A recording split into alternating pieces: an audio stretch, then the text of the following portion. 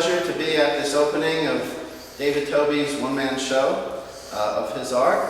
And as many of you know, David is the artist who provided the images for my book, Beyond Faith.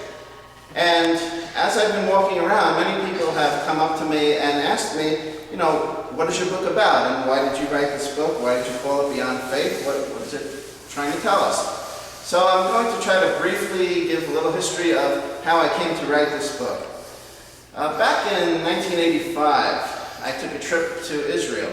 And in those days, I often took trips to foreign countries with the idea of soaking up the culture and the music and writing music about my feelings for that culture and that country.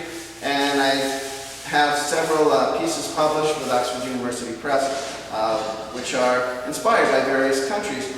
And that was really all I expected out of this trip to Israel. But when I got to Jerusalem, I ran into some Orthodox rabbis, and we got into some lengthy discussions.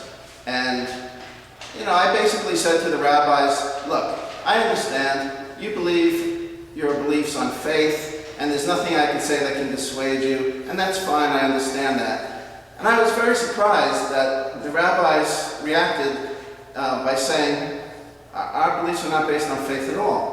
We come to our beliefs through logic and through reason. And I was very surprised by that. You don't usually think about that as a way to reach a religious feeling or religious mindset. And I spent the next few weeks actually talking to many rabbis, going to classes, going to Jewish schools, yeshivas, and really starting to delve into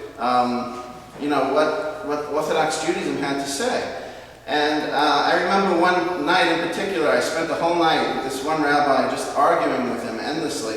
And he finally said to me, what you're saying makes a lot of sense, but you don't have the knowledge that I have. And he challenged me. He said, why don't you spend a few years and really dig into the depths of Jewish knowledge and really understand what Judaism says about every passage in the Bible and about all the various books and about all these other things, whether we're talking about views on philosophy, views on nature, views on spirituality. And if you can amass the kind of knowledge that I have, and then you can show me that logic and reason are not behind all of this, then I'll take my yarmulke off and we'll go have a cheeseburger. Cheeseburger being something that Orthodox Jews would never eat since it mixes milk and meat products together.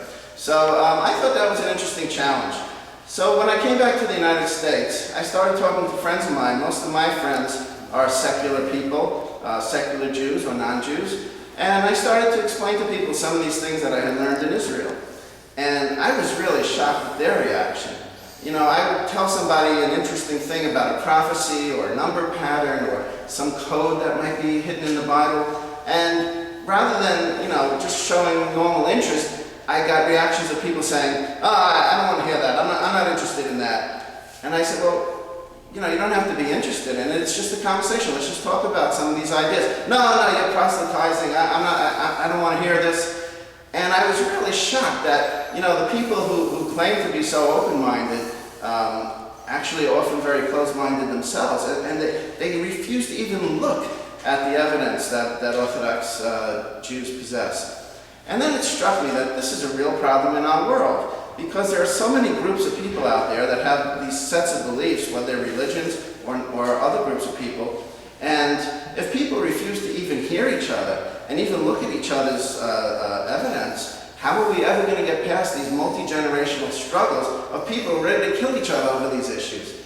So that's when I got the idea that I really should write a book and put all of these ideas down that I had learned, and also include my philosophy that I developed from this information, which is that we have to move beyond faith. That's why I call the book Beyond Faith. It's not enough anymore for people to say, oh, I just have faith in this because my parents told me, or my preacher told me, or I had a revelation one day in the woods.